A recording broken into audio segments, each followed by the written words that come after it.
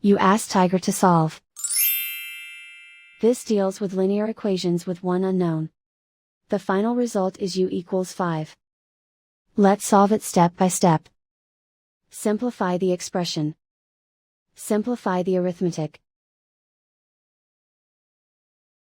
Swap sides.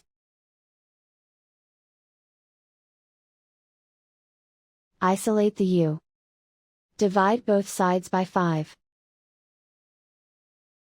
Simplify the fraction.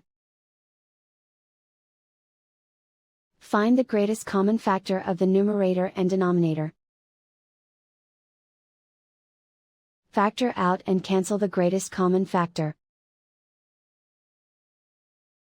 And so the final result is u equals 5.